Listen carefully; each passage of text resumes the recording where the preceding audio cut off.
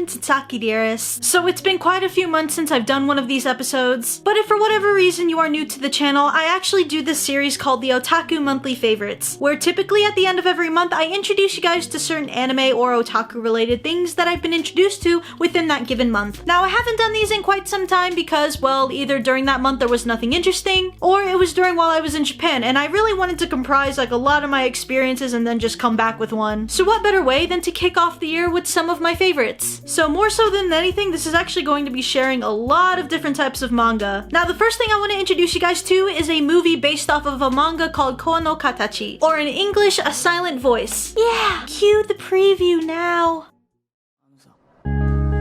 俺と西宮友達になれるかな。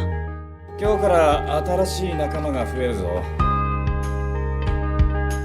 お前さ、もっとうまくやらねえとうざがられちゃうんじゃねえの。友達？何それウケる。いじめてたやつと友達。気持ち悪い。西宮を泣かせたくないって思っただけで。俺行かなきゃ。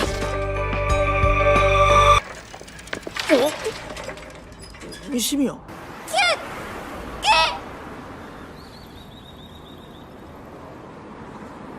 き？映画「声の形」。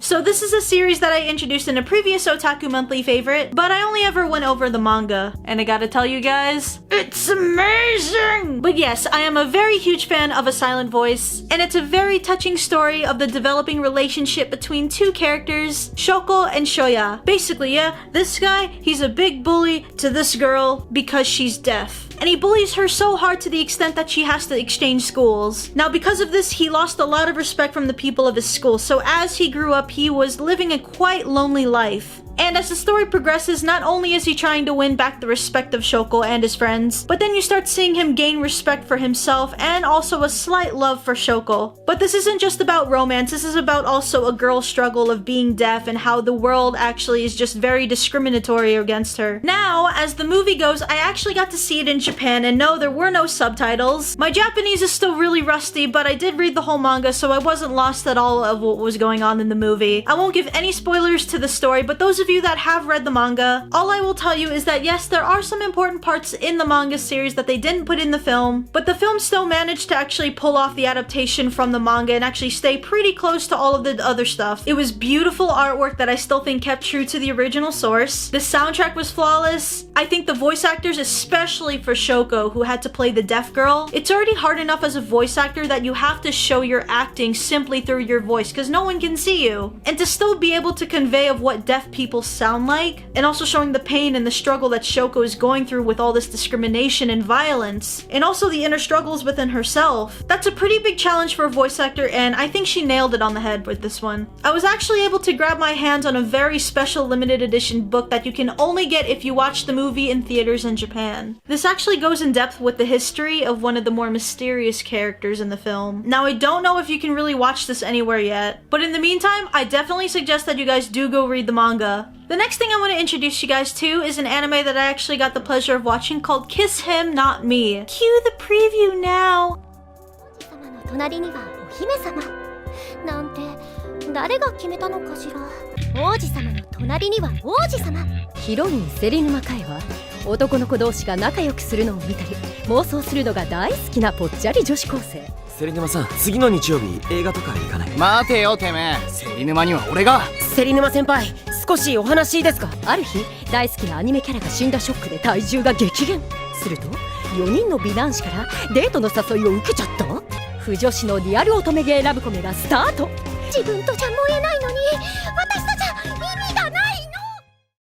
I would say that Kiss Him Not Me is absolutely perfect for not just FUJOSHI, but for a lot of you people who just love shipping. But it's a very fun and cute story of a girl who actually turns from this very pudgy, nerdy otaku who ships her classmates from afar, ship, to then just one day turning overnight into this beautiful girl that everyone just flaunts over. And the same guys that she's been shipping her entire year actually fall for her. Unfortunately, because she's this very introverted FUJOSHI that likes shipping her friends from afar, afar, she's so accustomed to that, so she's not used to people just coming up to her and wanting to actually build a romantic relationship with her. Kiss him, not me. I want you to kiss him, not me, because the only pleasure that she gets from any kind of intimate interaction is by just looking at it from far away of two males. So for those of you that are wondering what a FUJOSHI is, go watch Kiss Him Not Me. Or you guys can read the manga, it's also available, which I actually did read a long time ago, but only the first one, so I was familiar with it and I was pretty excited, and once I actually watched the anime, I'm more inclined to actually go back to the manga now. The third thing I want to introduce you guys to is Junji Ito's Cat Diary. Now Junji Ito is easily one of my favorite mangaka, hands down. Junji Ito is a master of horror manga for several reasons. It's not just his artwork that's iconic, but his ability to actually write not only a terrifying story, but bringing out some of the most terrifying traits out of the most simplest objects in our everyday lives. So for example, with Cat's Diary, this is actually one of his more subtle horror stories. I only say horror because he's still trying to convey the more menacing parts. This is basically his interpretation of his experience with living with a house cat. One that's very friendly and loving,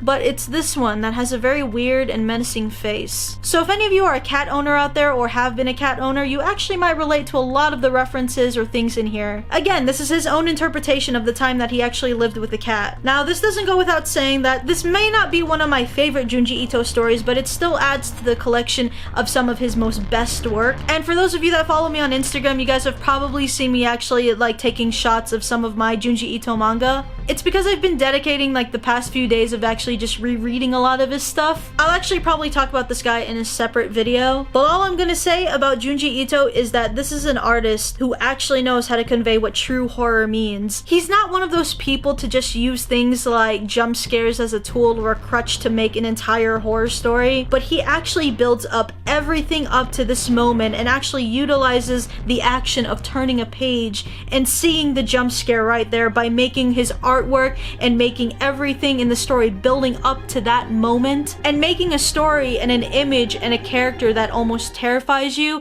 to the point it just resides in your brain, which to me is actually what horror should be. Well, I think with real horror, it's something that actually resides in your mind that literally haunts you. You know when you're little and then you have to turn off the lights before you actually go up the stairs and then you feel like the spirit running after you? It's like the imagination is more terrifying than seeing the actual physical thing itself. I feel like that's an artist that actually knows what horror is supposed to be like, and I would actually say that that is true horror to its core. And with Junji Ito, I think he is a master at it. Now the last thing I want to show you guys is a manga that I actually started reading, which actually does have its own film called In This Corner of the World. Cue the preview now.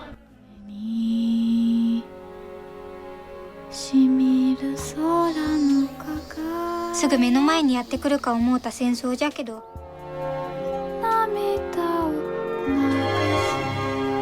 警報発令警報発令防空服装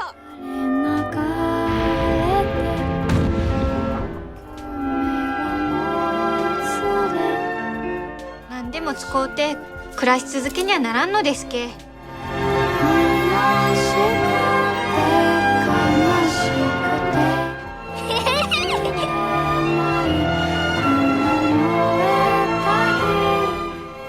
ありがとうこの世界の片隅にうちを見つけてくれて So I absolutely love war films, and when I saw the announcement trailer for this movie, it was one of the first things that I wanted to see in Japan, which unfortunately I did not make time for, yet made time for Kono Katachi, but I really wanted to see In This Corner of the World. But the thing is that I never read the manga, and also it had no subtitles in Japan, so unfortunately I wouldn't have been able to know what was going on. But luckily I actually did find a translated version online, and it takes place during the war times of Japan, and it's this woman who is actually brought into an arranged marriage. And what's good about this is that most films that actually have arranged marriages, usually a lot of the times there's a lot of complaining and then there's a lot of love and hate, and there's like a lot of stories where it seems like that the girl doesn't want to get married and that it's the wrong thing to do and she just wants to fall in love. When in reality back then it was actually a norm to marry somebody for money or to carry on the family name or for security, and in this time during war times she really didn't have much of a choice. It was either she could have married into a stable family or she could have been miserable and risk her life by by still continuing to live in the village that she was living that was actually suspected to be under attack by bombing. And the good thing about this is actually during her marriage, you actually get to see her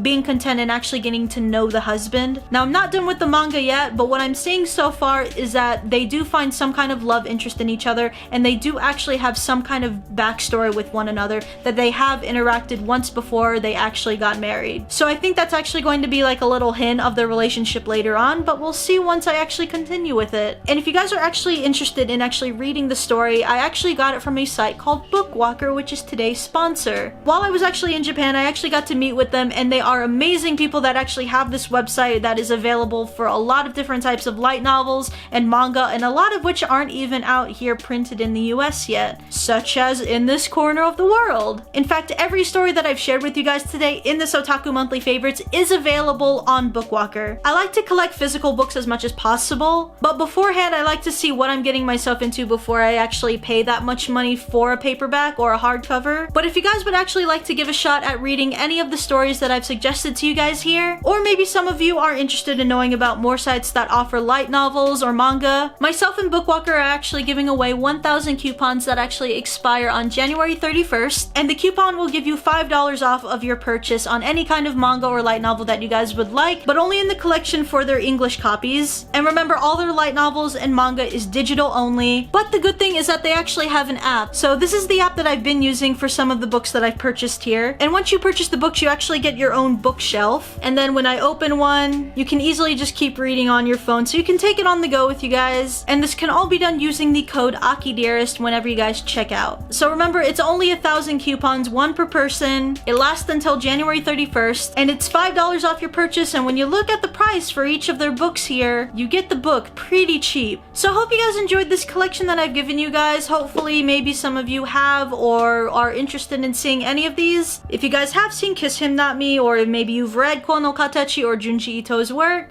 or if you're interested in seeing In This Corner of the World, or maybe any other manga that you guys want to introduce to me, feel free to put in the comment section down below of this video. So I appreciate you guys for watching. Subscribe to my channel for more anime and otaku related content, and I'll see you guys in the next video. Bye!